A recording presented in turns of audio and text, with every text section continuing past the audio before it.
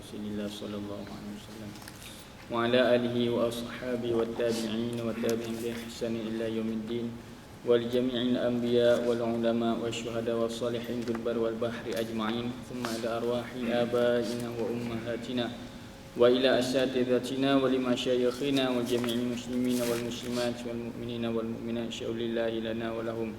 Al-Fatihah.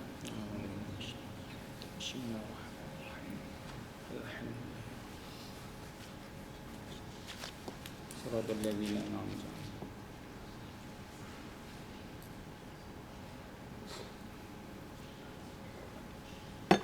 Assalamualaikum warahmatullahi taala wabarakatuh. A'udzu billahi minasyaitonir rajim. Bismillahirrahmanirrahim. Alhamdulillahi rabbil alamin wassalatu wassalamu ala asyrafil anbiya wal mursalin sayyidina wa maulana Muhammad wa ala alihi wa sahbihi ajma'in. Subhanaka la ilma lana illa ma 'allamtana innaka antal alimul hakim. Qala rabbi shrah li sadri wa yassir li amri wahlul 'uqdatam min lisani yafqahu qawli. Fa fahamnaha Sulaiman wa kullan ataina hukma wa ilma. Wa sakharna ma'a Dawuda jibala yusabbihna wa kunna fa'ilin ya hayyu ya qayyum. Ya Rabba Musa wa Harun wa ya Rabba Ibrahim wa ya Rabba Muhammadin sallallahu alaihi wasallam alaihim ajma'in. Allahumma rizqna al-fahma wal ilma wal hikmata wal aqla wal hifza bi rahmatika ya arhamar rahimin. Muslimin dan muslimat, hadirin hadirat sidang jemaah dirahmati dikasihi oleh Allah Subhanahu wa taala. Alhamdulillah katsiran thayyiban mubarakan fih. Kita panjatkan kesyukuran yang tiada terhingga kepada zat Allah Subhanahu wa taala. Dialah zat al-mun'imu, zat yang memberi nikmat. Segala-gala in'am, segala-gala nikmat dari yang ada pada kita, yang kita guna pakai, yang kita nampak, yang kita tak nampak, yang bangsa jamadat, bertokol ataupun berjirim, berjisim, ataupun yang bangsa ruhaniyah. Nikmat yang bangsa ruhaniyah, yang bangsa halus, yang tak nampak mata kita, maka semuanya adalah ciptaan Allah Subhanahu wa taala dan anugerah Allah Subhanahu wa taala terhadap hamba dia. Hadza min fadli rabbi. Ini adalah daripada karunia Tuhanku. Itu yang sepatutnya kita ucap, kita lontarkan daripada mulut kita. Orang yang beriman, orang yang mensyukuri nikmat Allah Subhanahu wa taala, segala-gala nikmat yang diperolehi, walaupun pada pandangan mata manusia benda yang ringan, benda yang kecil, air segelas, air seteguk, air putih, air tawar, tak ada manisan, tidak ada apa-apa perisa. Air semata-mata air tawar je, air pipe ataupun air mineral water. Maka ini satu nikmat daripada Allah yang menjadi kewajipan di atas mukmin, hamba-hamba Allah Ta'ala ni bersyukur. Jadi kita tak tunggu nikmat yang besar-besar, tunggu nak air Milo ais ke, air apa, air yang jenis mahal. Kalau air buah yang dimesin, dikisar, fresh orange, air carrot ke, air buah-buahan, ini yang bernilai, harga mahal sikit. Tapi orang mukmin dia tak tunggu. Walaupun air tawar, alhamdulillah, terkeluarlah daripada mulut dia alhamdulillah, kerana nikmat daripada Allah. Jadi kalau begitu, kalau kita nak hitung nikmat Allah Taala ni tiada hingga, tiada terbatas, sentiasa berkekalan kita berada di dalam nikmat-nikmat Allah Subhanahu wa taala. Jadi pada tengah hari yang mulia ini, insya-Allah kesempatan kita bersua bertemu untuk saya kongsikan sedikit ibarat daripada kalam ulama mengenai perkara yang terdapat dalam hati kita. Kata dia, qala al-muallifu rahimahullahu ta'ala, annal amal al-qalbiyya huwa al-farqu bainal imani wal kufri. Bahawasanya amalan yang bangsa di dalam hati, amalan yang di dalam hati kolbi kita ni, kolbun ni dia ada amal. Hati ni ada amal. Bagaimana kita kata pada anggota zahir, pada segala a'dha anggota kita ni, dia ada hakun. Likulli a'dha hakun. Bagi tiap-tiap anggota ni ada hak. Dia ada peranan dan dia ada perkara yang perlu kita tunaikan. Contoh mata. Mata ni adalah pemberian Allah. Maka mata ni ada hak terhadap kita. Apa peranan dia dan apa tanggungjawab kita terhadap mata. Jadi mata ni maklum satu zat ain yang Allah Ta'ala bagi pada mata, pada kepala kita. Kemudian mata ni Allah bagi sifat basar, sifat melihat. Maka kita kena pelihara mata. Pelihara pada kita kata pada hakiki atau maknawi. Pada hakiki jaga mata ni dan jangan bagi mata tercedera. Dengan makna mata pun perlu berehat. Jangan kita halakan mata kita ni di tempat yang bercahaya. Cahaya yang kuat yang mana mata kita tak dapat terima kekuatan cahaya tadi menyebabkan rosak mata dia. Maka hak atas kita yang kita kena jaga mata. Itu secara hakiki. Pada masa yang sama ada hak maknawi. Pada agamanya ada kebenaran. Mata ni ada kebenaran, ada ta'alluq. Mata ni ada ta'alluq, ada tempat tuju, tempat guna pakai dia. Perkara yang wajibat dia kena tengok benda yang wajib, tengok ayat Quran untuk dia baca.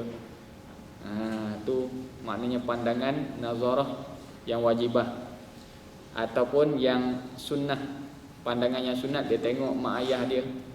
Dia tengok wajah-wajah orang-orang soleh. Dia melihat Kaabah.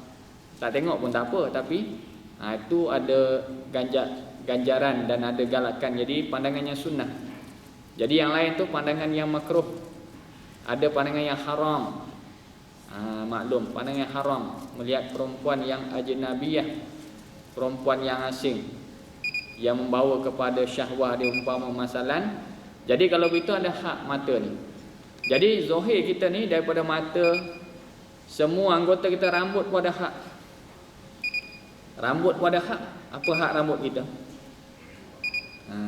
Yang wajib pun ada, yang haram pun ada hak rambut ni. Nampak tak? Apa rambut? Hak rambut yang kena atas kita, yang kita kena jaga. Antaranya tegahan Nabi SAW, jangan kita beramal dengan fashion kozak. Jadi dia nipiskan sekeliling tepi rambut dia, dia biarkan di atas jadi trojan. Nampak tak? Jadi rambut dia, minat dia, passion dia, tetapi ada tegahan pada rambut. Tak dibenarkan kozak. Suasana kadang-kadang dia ikut artis, ikut orang barat, nipis habis botak sini tepi, rambut jadi tebal di atas jadi trojan.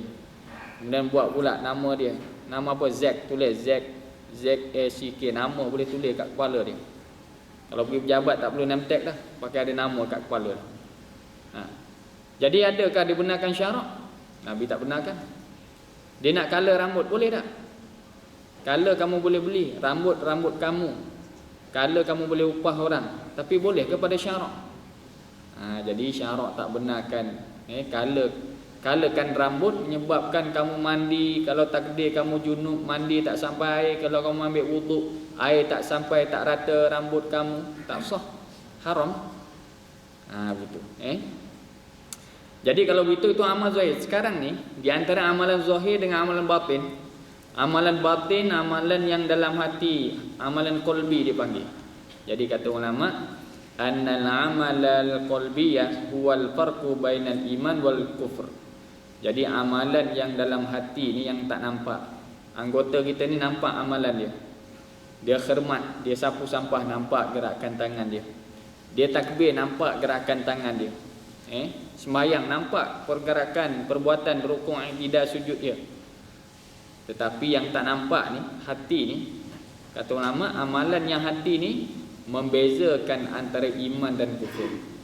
Jadi amalan yang hati, dalam hati yang tak nampak tadi, peranan dia tadi membezakan farqun bainal iman wal kufur. Sama ada menentukan iman atau kufur ni amal hati ni. Jadi lebih halus dan lebih muhim, lebih penting, lebih kita kata lebih serius amalan hati ni. Nampak? Bagaimana?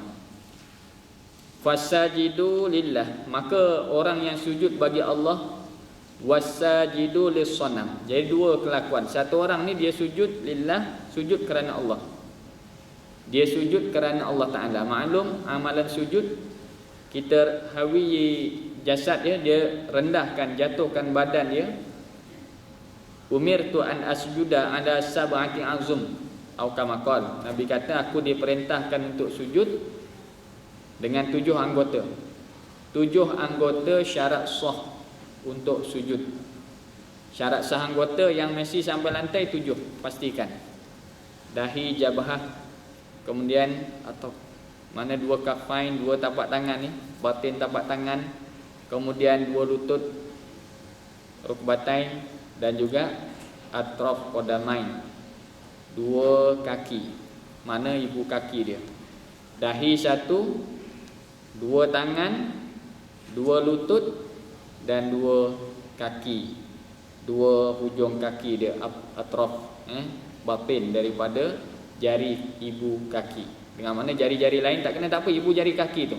Ni syarat sah sujud.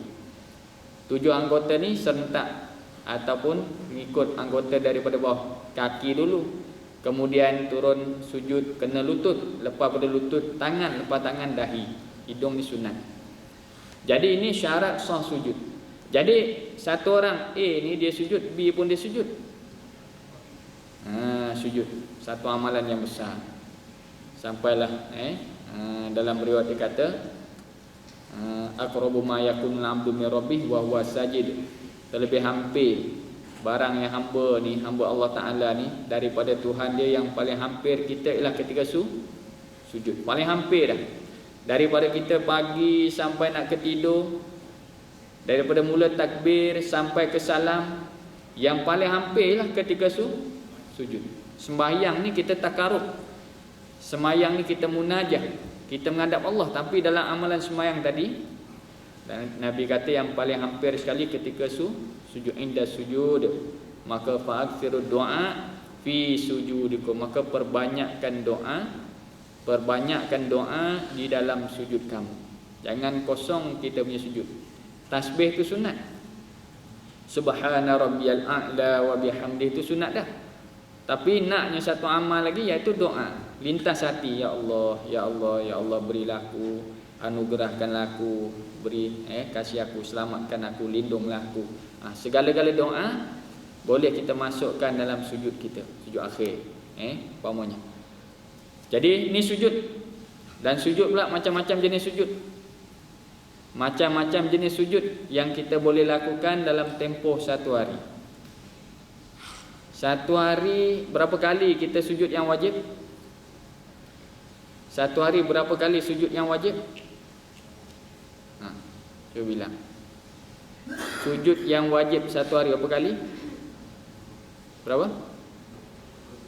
13. 17 sujud je. Tak sah jadi orang Islam lagi tu. Jadi tak sah lagi tu. Sujud yang wajib satu hari berapa kali mukmin? Khilaf banyak sini, khilaf ulama. Berapa? Bilang. Boleh congah mudah-mudah je. Ke pakai tak kira, pakai sujud sampai masa sujud. Kita sujud waktu bila? Dalam apa kita sujud? Dalam ibadat. Ibadat apa sujud? Sembahyang. Satu hari apa rakaat sembahyang? Yang wajib ni bilang yang wajib. 17. Satu rakaat berapa kali sujud? 2. Tak masuk syak, tak masuk lupa. 2 kali sujud. Jadi 2 kali sujud satu rakaat kali 17 rakaat dapat 34. Betul? 34 paling kurang sujud sehari semalam. Lazim, mesti. Kalau tak cukup, dengan jalan dia safar, musafir. Yang 4 jadi 2. 4 rakaat jadi 2, jadi dah kurang 4 rakaat. Kurang 4 kali sujud. Itu pun untuk 3 sembahyang, Zuhur, Asar dan Isyak. Jadi 4 rakaat pada Zuhur dah kurang, 4 rakaat pada Asar, 4 rakaat pada Isyak. Jadi 4, 8, 12. 34 tolak dengan 12. Berapa dapat? 34 tolak 12, 22 kali sujud bagi yang musafir yang sembahyang dengan qasar. Zuhur 2 rakaat, asar 2 rakaat, isyak 2 rakaat. Jadi 22 kali sujud saja yang dia mesti buat wajib. Yang sunat sembahyang rawatib tu tambah lagi lah. Yang paling asas. Jadi sujud. Maknanya kalau kurang, siapa yang sujud dia kurang daripada 22, maknanya 20 kali sujud satu hari, dia ke arah kepada kekufuran.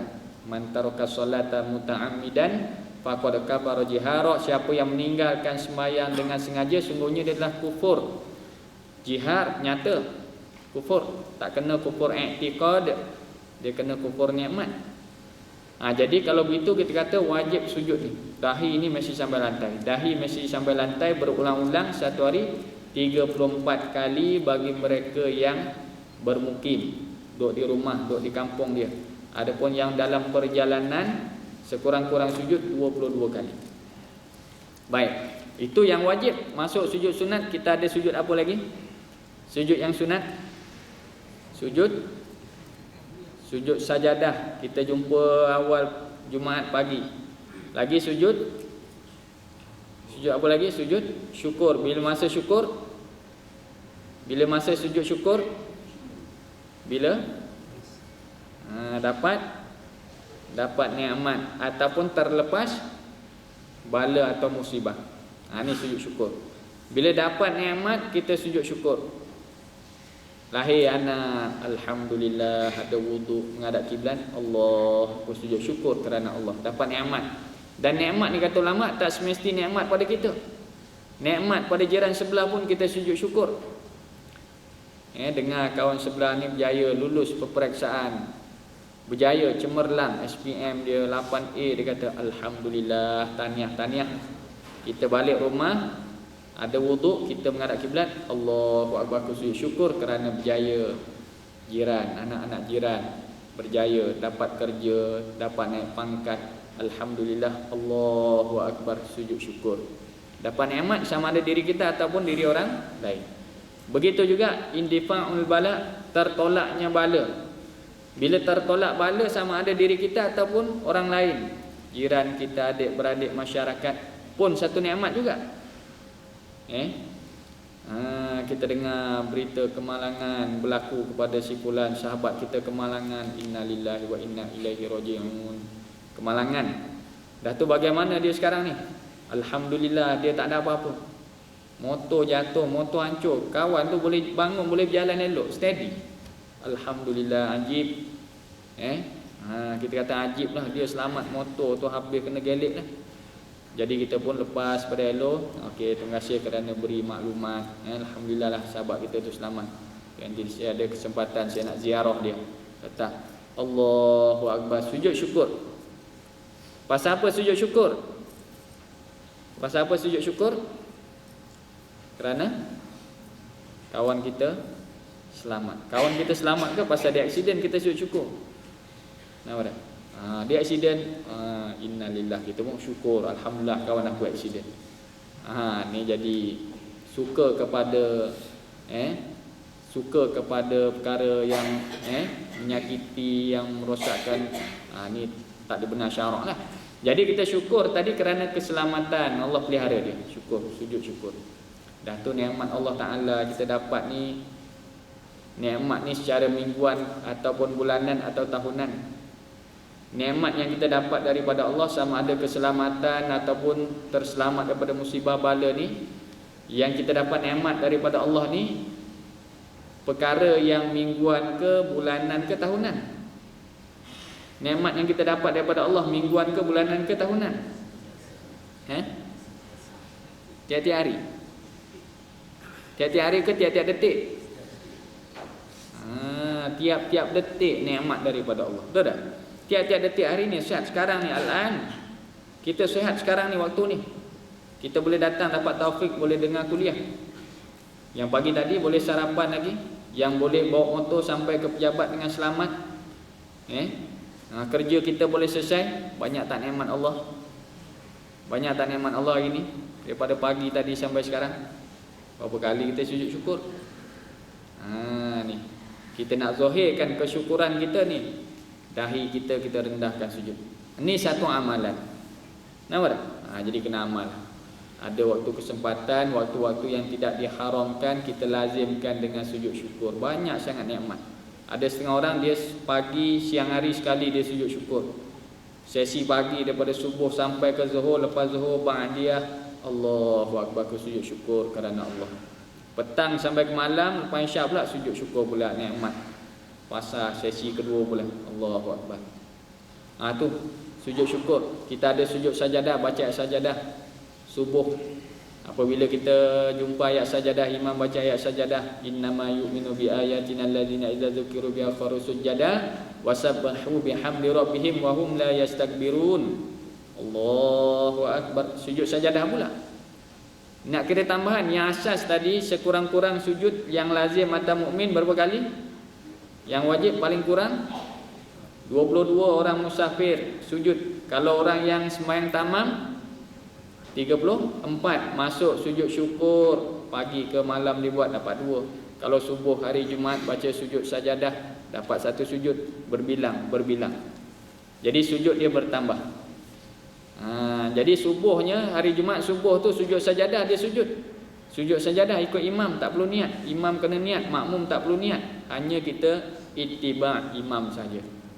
Allahu akbar, sajada wajhi lilladzi khalaqahu wa sawwarahu wa syaqqa sam'ahu wa basarahu bihaulihi wa quwwatihi fatabarakallahu ahsanul khaliqin. Imam memang Allahu akbar, kita Allahu akbar. Tiba-tiba rakaat kedua imam lupa kunut.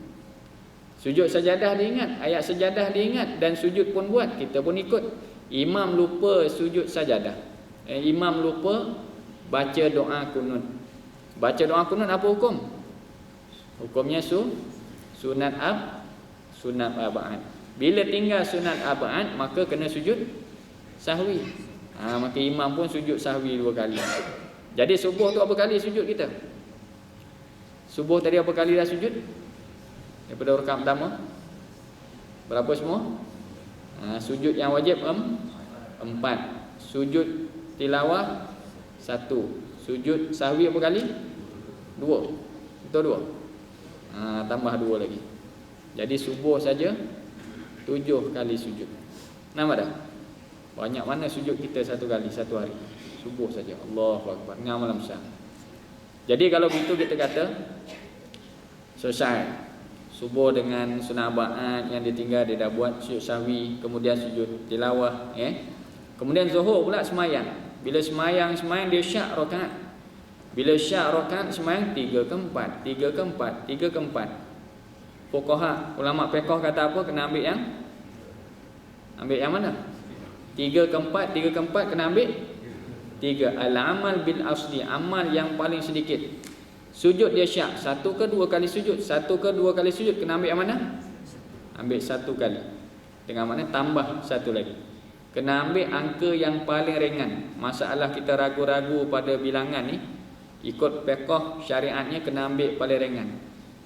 5 ke 6 tawaf kena ambil berapa? Ambil 5. Wajib ambil yang paling kurang. Tak boleh pakai 6 lah, malah dah. Takut 5 sungguh. Ni kena ambil yang paling kecil. Kalau 5, 6 fiqh kata tok kata ambil 5. Padahal 6 dah. Sah kerana dimaaf kamu kesamaran, kamu syak.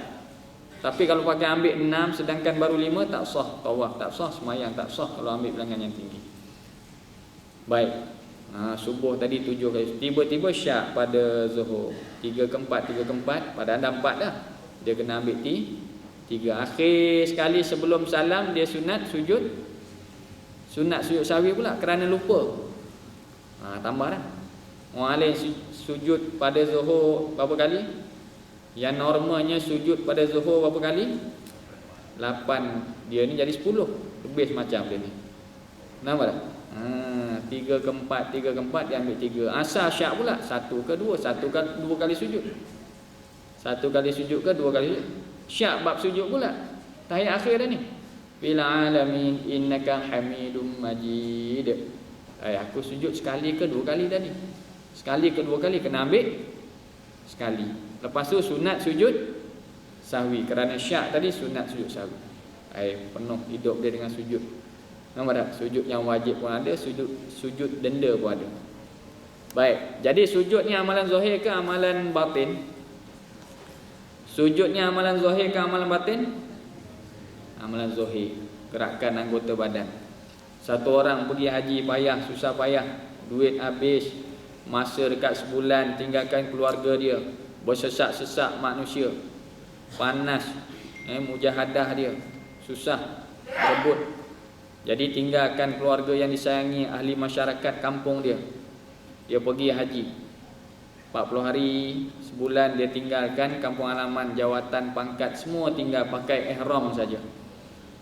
Pergi kena naik kapal terbang, kena pergi airport, naik kapal terbang dalam keadaan naik tadi tak ada jaminan keselamatan, tak ada jaminan. Pasal ramai yang jatuh, berlaku malapetaka dalam penerbangan tadi. Terbang, tahu kapal terbang hilang pun ada. Hilang daripada radar. Nampak tak? Jadi jaminan ada tak keselamatan? Tak terjamin. Bismillahirrahmanirrahim. Tu'alallah la hawla wa la quwwata illa billah. As-safar sababul maut, kena ingat. As-safaru sababul maut. Safar ni perjalanan kita walau dekat. Rumah kita nak pergi kedai beli roti, rumah kita dia keluar pagi nak beli roti canai 100 meter, 200 meter. Kata ulama, as-safaru sababul mauti. Safar ni sebab kematian. Apa dalil? Ma dalil? Berapa ramai daripada saudara kita yang mati di atas jalan raya. Buka surat khabar, hampir tiap-tiap hari berlaku kemalangan menyebabkan kematian. Sampai ada tempat-tempat yang telah digazetkan, tanda dah, awas, kawasan kemalangan maut. Bukan kemalangan saja, awas, kawasan kemalangan maut. Kawasan ni memang kalau aksiden memang mati, seolah-olah begitu. Tempat selekoh tajam ke, tempat pemandu ni memang dia pecut sini. Jadi as-safar sababul maut, kita kena ingat. Start motor tu bismillahirrahmanirrahim, mengucap syahadah elok, baca bismillah, jalan elok. Kerana apa? Takdir ajal di tengah jalan, malaikat maut tunggu simpang tu. Nampak tak? Kita semua bersedia dah, pakaian dengan helmetnya, dengan pakaian keselamatan semua cukup. Alat-alat keselamatan perlindungan ni komplit dah. Tapi maut itu mengatasi alat. Maut, ajal mengatasi alat. Malaikat duk tunggu situ, tunggu kita sampai. Kita duk kona, padahal kita akan lalu situ. Kita akan lalu jalan ni cuma kona, pergi jumpa kawan, pergi singgah 7E, pergi ambil barang. Sampai situ jumpa malaikat, habis cabut. Dia tunggu daripada pagi tadi. Nampak tak? Jadi kalau begitu, penerbangan tadi pergi haji, sehari dua ni berapa buah kapal terbang jatuh. Dah, Pakistannya mana lagi? Indonesia. Dah, duk jatuh semacam satu tahun. Jadi kalau begitu kita kata pergi haji ni baru perjalanan, tak sampai sana lagi. Mujahadah ada, immigration apa semua. Baik, walaupun susah payah, masyaqqah, kesukaran yang berlaku dalam perjalanan di urusan haji, tetap amalan zahir. Jadi kita ada satu lagi, amalan hati. Kata ulama, di antara amalan zahir dan amalan hati ni, amalan hati ni menentukan antara iman dan kufur ni, amalan hati kita. Syurga neraka ni amalan hati. Pahala sah atau tidak sah pahala amalan kita, jadi pahala atau tidak pahala bergantung pada hati. Satu orang dia sedekah, masuk tabung masjid, ataupun dia ni jenis orang yang rajin baca Quran, ibadah lisannya, baca Quran, berzikir, dia suka ziarah, dia suka sembahyang sunat, amalan dia sembahyang sunat. Amalan dia ni apa dia? Amalan buat jamuan, suka berjamu. Dia ada jenis orang yang suka berjamu. Kalau dia jumpa kawan dia ajak minum. Kalau pergi kedai dia belanja. Dia jenis murah. Allah Ta'ala bagi hidayah taufik pada dia, ringan tulang. Ada yang setengah tu ringan, mudah harta, mudah belanja, murah, sifat murah. Ni macam-macam perangai manusia. Ada yang dia ni suka kongsi ilmu. Ada yang suka mudahkan orang lain, permudahkan orang lain. Allahu Akbar. Sifat-sifat mahmud, sifat-sifat yang kepujian. Jadi dalam keadaan amal yang banyak tadi, yang menentukan pahala dosa, pahala atau tidak, hati kamu. Yang menentukan iman atau kufur, hati kamu. Yang menentukan syurga atau neraka ialah hati kita. Apa dalil kata ulama? Fasajidu lillah, orang yang sujud bagi Allah, dia sujud kerana Allah. Betul menghadap kiblat, sujud dalam sembahyang. Wasajidu lis-sanami, dan orang yang sujud kerana berhala. Satu orang lagi kelakuan sujud dengan anggota sujud cukup 7 anggota, kemudian menghadap elok kiblat, tetapi hala 7 sujud dia tadi lis-sanami kerana berhala. Ni dia sujud depan patung, sujud kerana ta'zim, membesarkan anak patung tadi. Sama-sama amalan sujud, tapi yang membezakan hati. Orang yang sujud kerana Allah dan sujud kerana sanam, berhala tadi, kilahuma qama bil amal nafsih. Dua-dua tadi dia mendirikan dengan amalan diri dia. Yang ni buat amal, iaitu sujud bagi Allah. Yang ni pun buat amal juga, tapi sujud kerana berhala. Lakinil qasdu yakhtalifu. Tetapi qasad, tujuan, maksud daripada sujud kedua mereka tadi bersalahan. Yang ni sujud kerana Allah, yang ni sujud kerana berhala. Jadi kalau begitu, di antara amalan hati dan amalan zahir ni menjadi tilikan Allah Ta'ala amalan hati. Yang ni sujud kerana Allah, maka kamu semakin qarib, semakin hampir kepada Allah. Bila satu orang yang sujud kerana berhala, maka dia ni dimurkai oleh Allah. Kalau dia Islam, dia jatuh murtad. Kalau dia kafir, tak ada apa-apalah, kekafiran dia tu berkekalan lah. Maka makin jauh dengan Allah Subhanahu Wa Ta'ala, akan dilaknat oleh Allah. Syirik kerana sujud. Itu kata ulama, yang menentukan iman dan kufur adalah hati kita, penentu. Jadi kalau begitu, amalan yang besarnya adalah amalan hati. Yaqulu Syekhul Islam rahmatullah alaihi fi bayani ahmiyati amalil qulub. Jadi berkata Syekhul Islam, dia kata pada menyatakan kepentingan amalan dalam hati ni, wa ya min usulil iman, iaitulah daripada asal-asal iman, wa qawaididdin, dan kaedah-kaedah agama. Asal daripada iman hati. Ma'rifatun bil qalbi, kenal Allah Ta'ala dalam hati kamu. Kenal Allah Subhanahu Wa Ta'ala melalui ilmu akidah, melalui ilmu tauhid. Kita kuat, kita mantap, kita perkemaskan akidah melalui ilmu usuluddin. Itu kata ulamanya, afdalul ulum ba'dal afdalul ulum indal jumhur ba'da ma'rifati aslil imani wa ilmil yakin. Yang paling afdal daripada segala ilmu di sisi jumhur ulama, ilmu yang paling afdal di sisi jumhur ulama selepas daripada mengenal iman, makna selepas daripada usuluddin, ba'da ma'rifati asliddin, selepas daripada mengenal asal agama. Usuluddin tauhid, ilmu mengenai mensucikan Allah, mengesakan Allah. Apakah ilmu yang paling penting selepas daripada ilmu usuluddin min asliddin, ataupun ilmu yakin, ilmu iman, ilmu makrifah? Apakah yang paling penting selepas daripada ilmu akidah? Iaitu ma'rifatil fiqhi wal ahkami. Kata ulama, kita mengenal fiqh dan juga mengenal hukum hakam. Iaitulah hukum hakam mana? Al-fasilah bainal halal wal haram. Kita belajar ilmu mengenai halal haram, halal haram, halal haram. Itu kena kenal. Banyak perkara yang berada di sekitar kita, ada hukum halal, ada hukum haram, ada halal, ada haram. Tuhan kamu dah kenal, maka jalan nak sampai kepada Allah Ta'ala, kepada Tuhan, dengan buat amalan mengikut syariat, bagaimana yang tersebut pada Alkitab, pada As-Sunnah, jalanan Nabi, bagian tariqah Nabi. Itu maknanya selepas ilmu akidah, ilmu fiqh. Itu maka kata hukama, kata Imam Malik rahimahullah ta'ala, man tafaqaha walam yatasawwaf. Man tafaqaha, barang siapa tafaqah, dia belajar fiqh, belajar bab sembahyang, belajar bab ibadah, belajar zahiriyah ni, Baca Quran, belajar tajwid. Sembahyang, belajar fiqh, bab ibadah. Belajar. Bab muamalah. Nak muamalah, bagaimana kamu nak bayar zakat, bagaimana kamu nak berhutang, bagaimana kamu nak menyewa, bagaimana kamu nak dain pinjam, bagaimana kamu nak rohnu pajak, bagaimana kamu nak jadi urusan muamalah tu 40 bab lebih kurang. Bagaimana hukum akam, syarat dia bagaimana?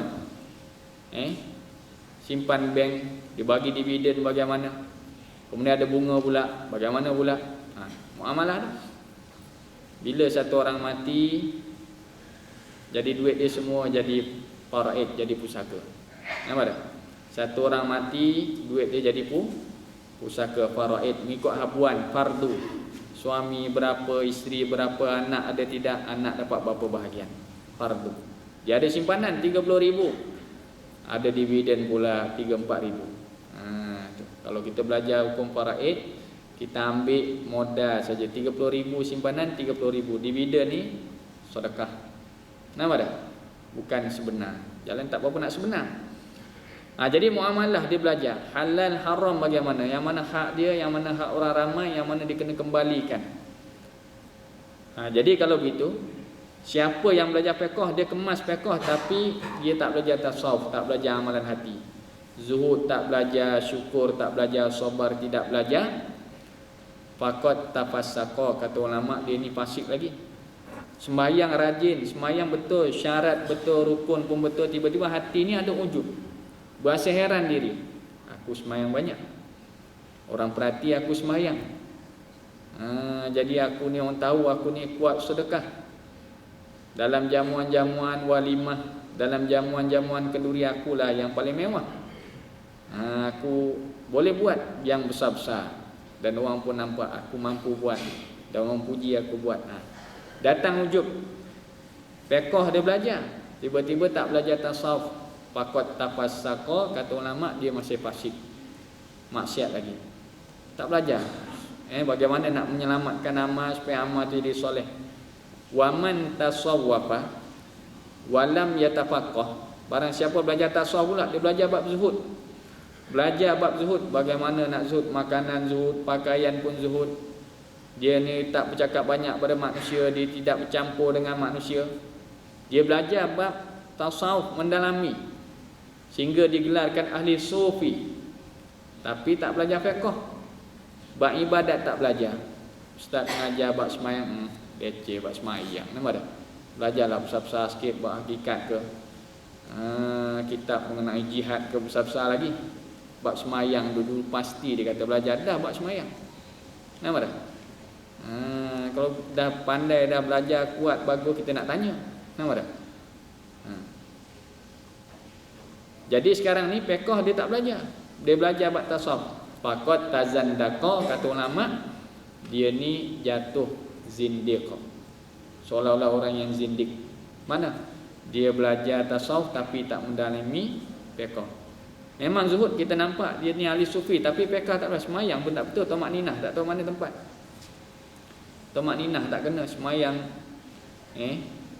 syarat rukun tak kena, rukun semayang pun tak jelas, syarat sah Fatihah pun dia tak faham. Rukun, kalau kata tajwid, kena belajar tajwid, wajib belajar tajwid kerana nak masuk dalam Fatihah. Nampak tak? Dia punya makharij, tempat keluar huruf ada 5 tempat. Dia punya sifatul huruf ada 17. Huruf jaiyah ada 29. Mana huruf bibirnya? Sebut dengan betul. Tu fiqh lah tu. Masuk tajwid sekali. Jadi dulu kita belajar. Waman jam'a bainahuma, barang siapa yang himpunkan fiqh dan tasawuf. Kalau kita belajar fiqh pun kita belajar, tasawuf pun kita menjalani, supaya jadi salikul akhirah, orang menempuh jalan akhirat, maka faqad tahaqqaqa, maka itulah yang sebenar. Fiqh pun dia belajar, tasawuf pun dia belajar. Ni kita nak sapu semua. Tu maka ulama dulu dia tak pecahkan. Bila belajar kitab-kitab dulu, kitab fardu ain disebut mana? 3 serangkai. Betul tak? 3 serangkai, 3 sendi agama. Mula-mula akidah, kemudian fiqh, kemudian tasawuf. Betul tu. Susunan tu betul dah. Ini kalau kita belajar fiqh saja. Jadi tasawuf, amalan hati kita masih tidak betul. Itu kena belajar semua. Kerana itulah kata ukamanya jalisul kubara wasailul ulama wa khalitul hukama. Jalisul kubara, duduklah sekalian kamu dengan orang-orang yang kabir. Jalisul kubara, mana duduklah oleh sekalian kamu dengan orang-orang yang kubara, orang-orang yang besar, kabir. Siapa dia? Kata ulama, hukama, kubara iaitu orang-orang yang ada ilmu mengenai agama, hukum hakam, dan dia juga di kalangan ahli-ahli hukama, orang yang arifin billah, orang-orang yang menjalani, mendalami, memahami ilmu makrifah, mengenali Allah, ilmun billah. Dia itu alimun billah, ahlullah. Jadi kamu duduk dengan kubara, orang-orang yang besar di sisi agama. Siapa dia? Dia itu ulama dan hukama, ahli ilmu hukum hakam, dan juga dia ni satu orang yang memahami ilmu makrifah.